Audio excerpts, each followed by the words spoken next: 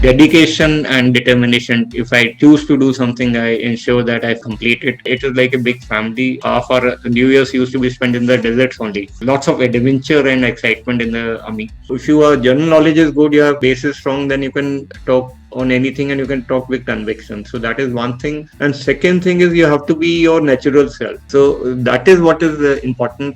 And above all, most important thing is that you should have the fire in your belly to join not only armed forces, any kind of profession. We have a saying that the more you sweat in peace, less you breathe in war. Tough time never lasts, tough people always do. So myself Gaurav Garg, and we welcome all our viewers to our show Amazing Mentor. Today with us is Colonel Aditya Singhal. He is veteran from Armored Corps with 33 years of experience In different fields of operation, training and development, equipment management, administrative and HR management role in armed forces, National Cadet Corps and Training Establishment. It's a pleasure to welcome you to our show, sir. Thank you, Gaurav. Honor to be on your show. You're doing an amazing job. Thank you very much, sir. So tell us about your childhood and hobbies you enjoyed as a child, sir. As a child, initial 14 years of my childhood was spent in J&K. My father moved to Srinagar in 1962 and I started my schooling from Burnhall School in Srinagar. Later classes I was there in Kendriya Vidyalaya school because the advantage was that you could shift from one school place to other without any break in your studies. In 74 we shifted to Jaipur, and then later part of my schooling and studies I did from Jaipur. I did my 10th in 1977 and 12th in 1979. As far as hobbies is concerned, those days we were more of outdoor children because there was no TV, there was no internet, nothing was there. And otherwise, as sports are concerned, I used to play cricket. Reading was another good hobby. That was it as far as the hobbies are concerned. Plus, those days we had this stamp collection used to be a very good hobby for everyone. We used to collect stamps and coins and those kinds of things. So what was your dream profession as a child? Those days, actually, we did not have any kind of exposure or any kind of thing like what children have today. Those days, they were the only either you could become an engineer or a doctor, or you could join armed forces or police forces or Indian administrative services. What was the reason to choose Indian Army as the career? In school days, that time everyone used to appear for NDA, and those days it was very difficult to pass the written exam for NDA. The SSB interview used to be a little easier, so I did appear for NDA. Found it difficult to continue with science, so I switched over to commerce. So I finished my graduation with BCom. When I finished my BCom, one of my uncles was in the Air Force, and another uncle was in Navy. And as a commerce graduate, you had the option of either going in for chartered accountancy or ICWA. And those days, even those two things were very difficult. You had to work under a chartered accountant as an assistant, and you had to continue giving exams, and people used to take 5 to 6 years to complete it. And one of my very close classmates from school, he had joined the academy after doing his graduation. So that was another reason which motivated me to try for the army. So when you decided to choose Army as your career, what all challenges you faced while preparing for the examination? As I told you earlier, I had already completed my graduation, and since I had done my course in computer programming, I had also started working as a computer programmer with a private company. And simultaneously, I was also preparing for my written exams. Written exam for CDS was comparatively easier as compared to NDA, because in NDA your focus was on maths and science subjects more. So I cleared my written exam, and then I was simultaneously preparing for my SSB. And while doing so, I was also working as a computer programmer. When I went for my first time to SSB, I think I went to Allahabad. I got conference out. Now they say conference out. That time we did not know what exactly it was. So that was a challenge, because when you go there and try initial phases of my life, I think I faced a lot of challenge in the form of setbacks and failures. So that made you more stronger and made your resolve stronger to do well. And finally, in my third attempt, I was going for an interview to be a computer programmer in Delhi. I attended the interview, got selected. After 2 days, I had to go to Bangalore for my SSB. So I told those guys that I have got selected, but I will join only later. I went to Bangalore, I got selected. I cleared my medical exam. Then thereafter, I decided ki thank you. Now this is my career. Otherwise, I was at that stage. Computer programming was a very very good career for people. Yeah, what was the reaction of your parents when they came to know, okay, you have been selected as an officer? My parents were obviously very happy and very proud because in those days, getting a job which is secure, it provides you financial security and it provides you stability in your life was more important. Unlike what happens today, like where people keep on switching jobs very frequently. So when I got selected as an officer in the army, and so it was a very proud moment for them. When we used to pass out, so your parents used to come and attend your passing out parade in academy. So I remember my parents and my younger brothers, all of them came to attend my passing out parade. So it was a very proud and happy moment for my parents. So how was your early days as an officer and what all changes after being an officer brings to your personal and professional life? Initially, like those days, we used to get commissioned as a second lieutenant. So I got commissioned into 68 Armored Regiment. Those days, Armored Corps used to be considered as the elite arm in the army. So getting commissioned in the Armored Regiment, as it is a matter of great pride for me. And when I joined the regiment, so initially you have to establish yourself professionally and personally also in front of the men you are commanding. So in a regiment, you join as a troop leader and have 3 tanks under you. You have a team of about 15 men under you. So you had to compete with them in terms of firstly learn about the equipment and you have to be better than them professionally. So that was a big challenge. You have to first learn from them only. And in addition to that, you used to participate with them in sports and other physical activities. There also you're supposed to be performing better than your men. Then only you can gain respect of your men and then they will be ready to do anything for you. It was a very nice and good experience. You learned from them, and later on, those bonding which we formed with them continued even now. So what all departments have you handled in your course of career? As you grow in your rank and service, start as a troop leader, then you become a squadron 2IC, then you become a squadron commander. So these are the roles which you play as commanding your troops. Then you also have administrative and management kind of a thing. So you have an adjutant, you are a quartermaster in the unit. So I did all those appointments when I was in the regiment.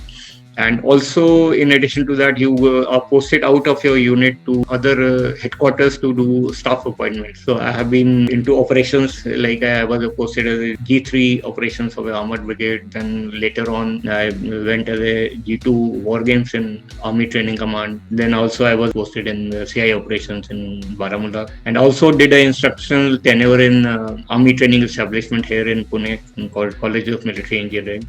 I was posted as instructor in faculty of NBC warfare.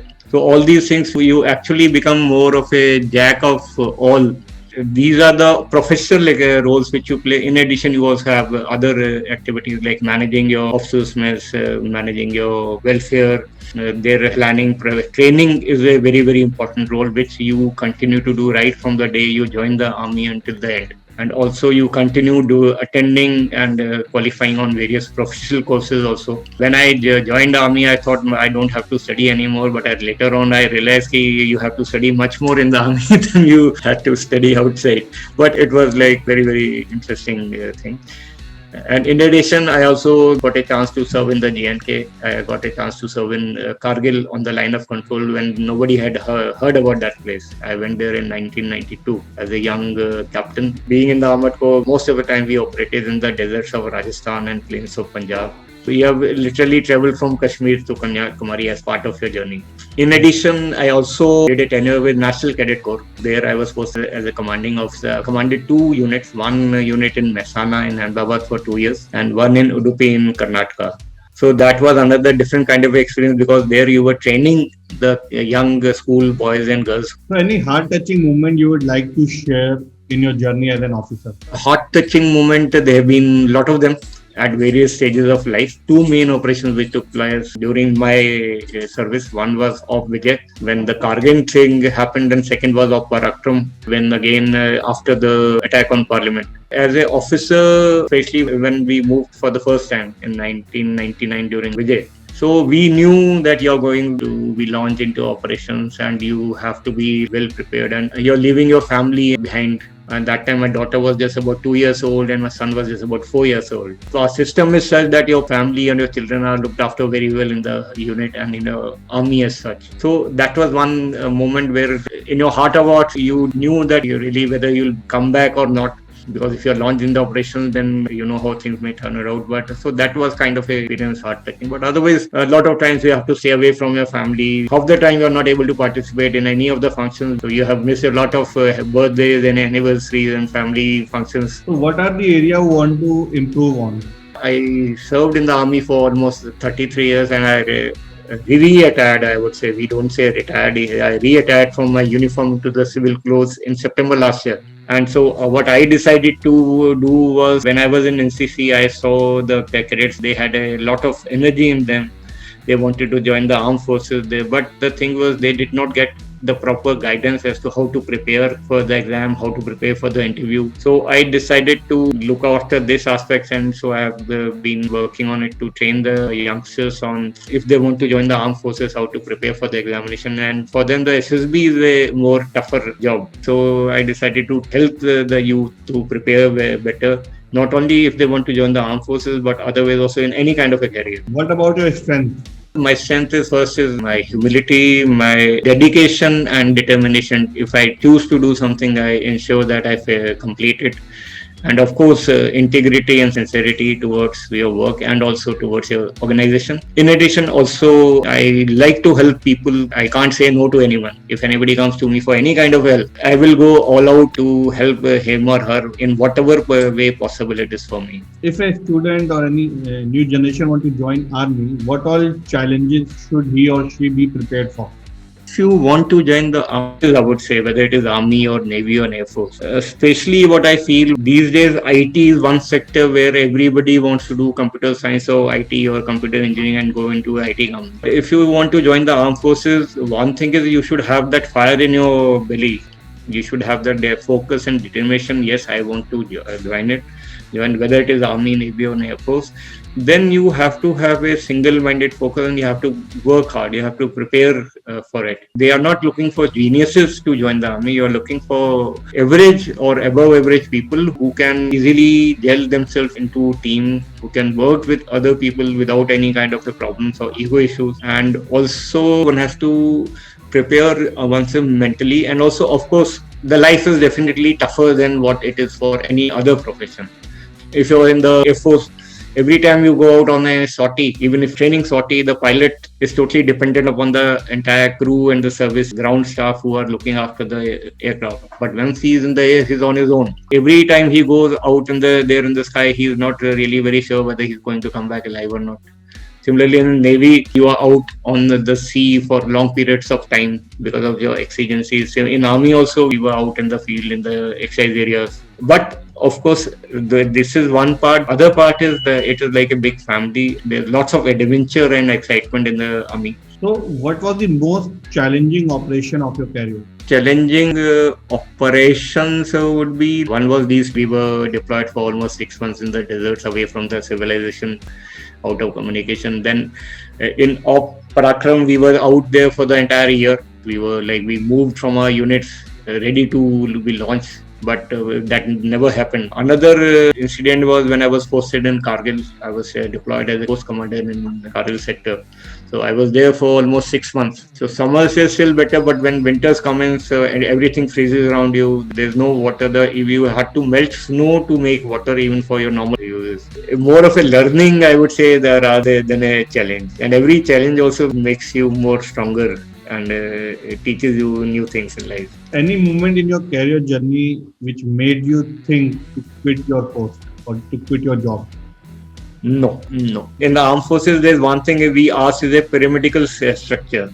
So everybody becomes a lieutenant colonel, and from lieutenant colonel to colonel, you have promotion selection board, wherein the vacancies are limited and number of people are there. So you know it is all merit-based thing. So living a particular regimented kind of a life, at times a lot of people find themselves very difficult to adapt to the work outside. So I never wanted to leave. Do you have any mentor in life? Yes, we at every stage, like our system is such, when you join the regiment, we have a system of senior subaltern.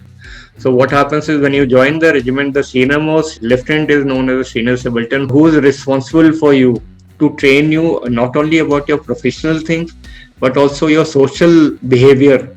and also learn about the entire unit. Like we have the system of learning about the regimental history, whichever unit you join. So you have to read the entire regimental history, then you are supposed to undergo a test, written examination. Only if you pass that, then you are allowed to do certain things. And now we have another system wherein the moment a youngster joins the regiment, he spends his initial 1 month with the men. He does not go into the officers' mess, live the kind of life which they are doing. So you experience how they are living, aware about each and every problem which they are facing. And another thing is they also accept you better. So it creates a very good bonding.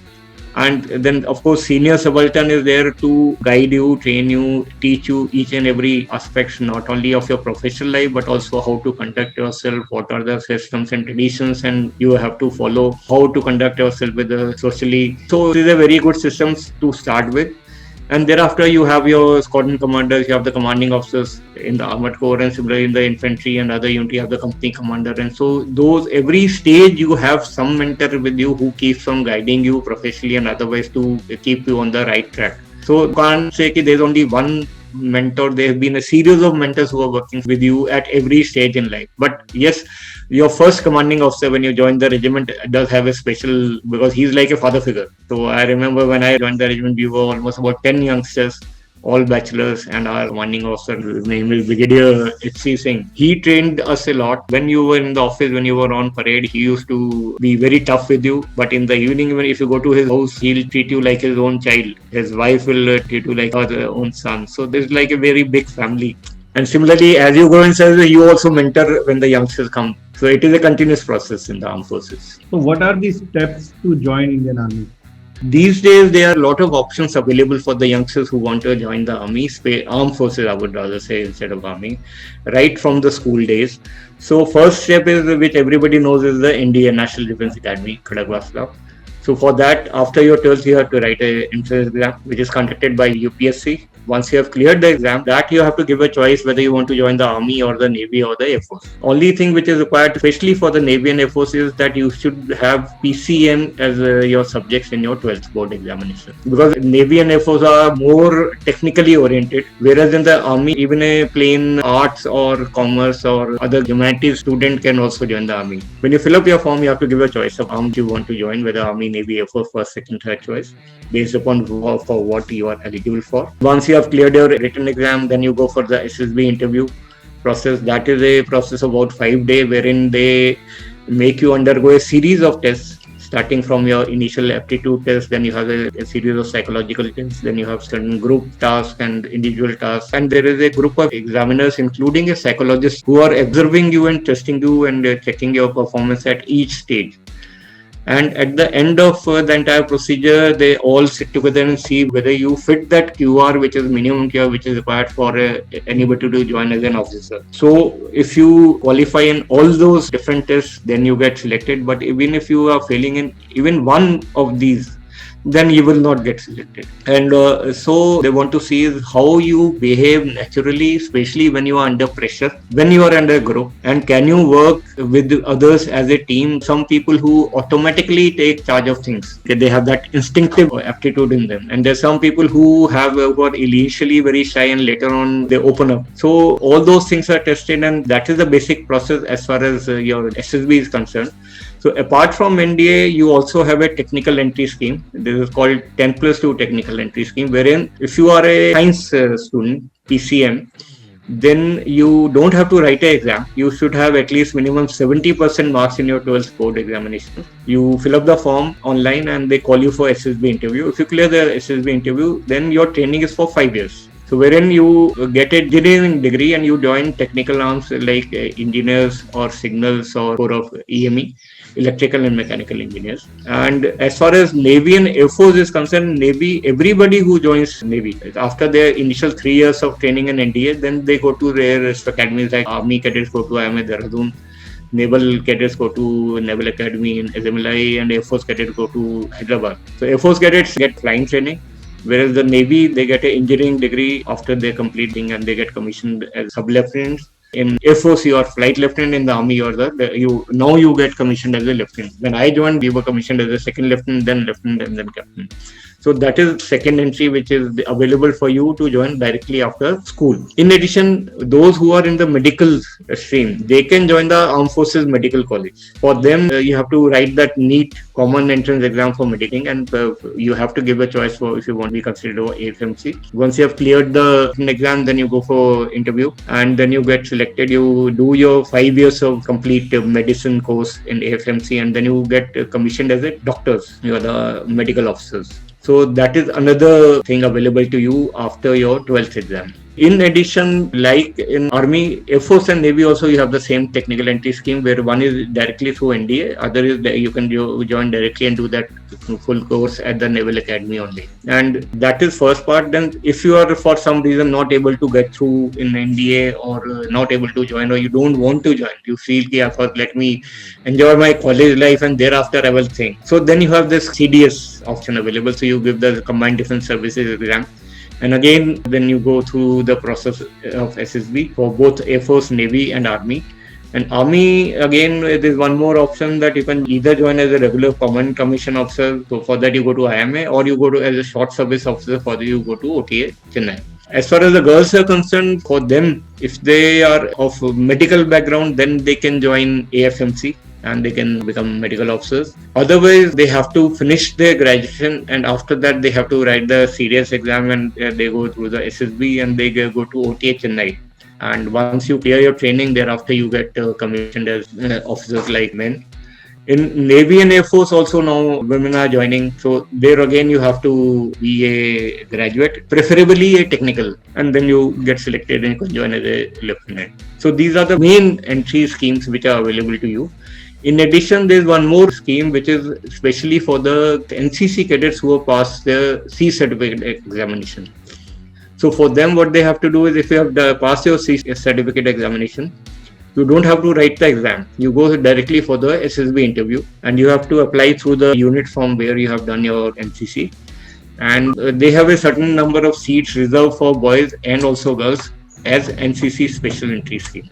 However, what we used to tell our cadet in NCC was they don't rely purely on the NCC entry scheme, but also appear for the CDS if you are really keen on joining the armed forces, because then your chances of getting selected are more. Especially for girls, because for girls there are only 10% seats are available for in every course. So it comes to about 4 to 5 seats only. So if they apply for C certificate, NCC entry as well as for CDS, then your chances of getting selected are better.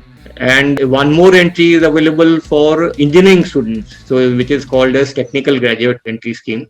So once you have finished your engineering, then you have to write the exam, and then you go to OTA Chennai. You get a short service commission. One advantage is that you get an entry date seniority of 2 years because you have done your engineering. And also, if you join after your final year, and then in some cases, meritorious cases, your fees which you have paid for your final year is also taken care of by the government.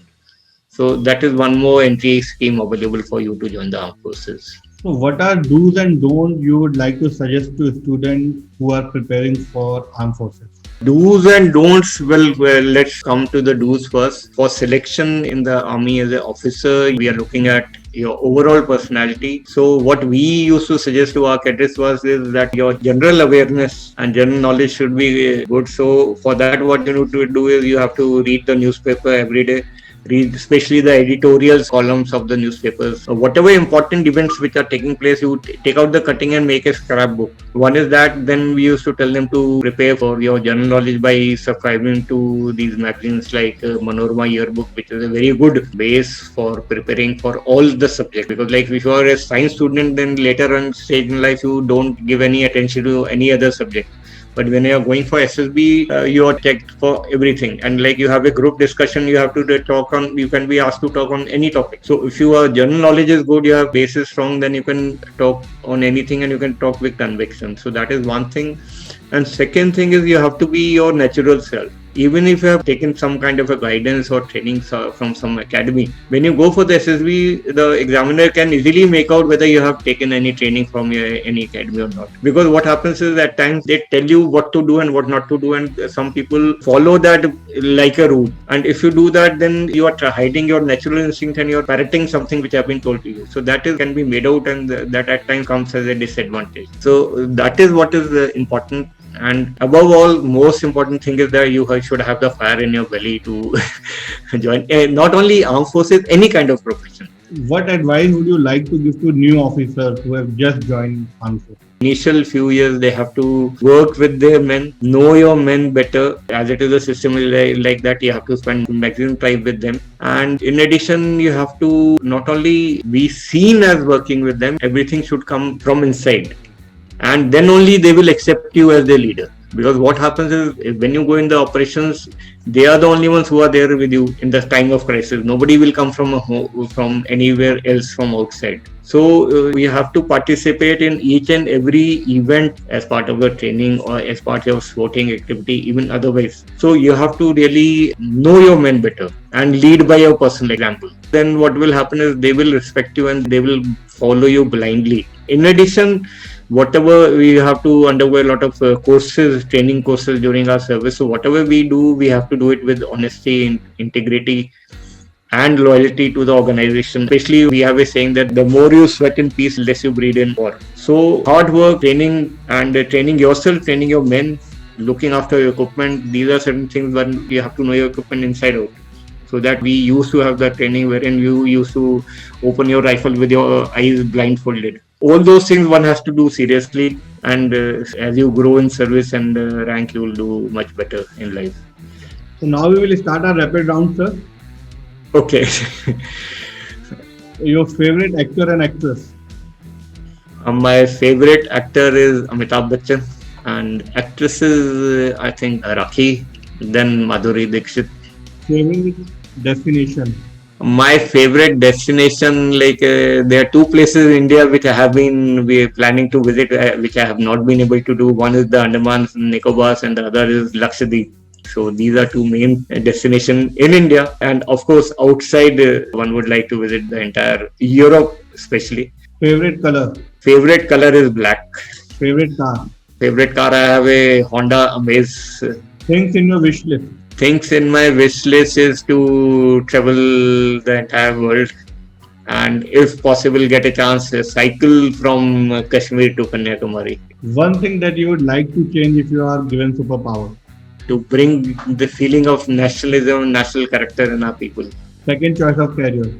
My second choice of career has already started. First choice was army. Now since I've finished my army service, so my second choice is to coach and mentor the young generation to help them achieve their dreams. One line that defines you? One line that defines me: tough time never lasts, tough people always do. Thank you very much, sir, for sharing your journey. Thank you, Gaurav. It was an amazing experience interacting with you. Thank you for giving me a chance to come on your show. It's my pleasure. Thank you.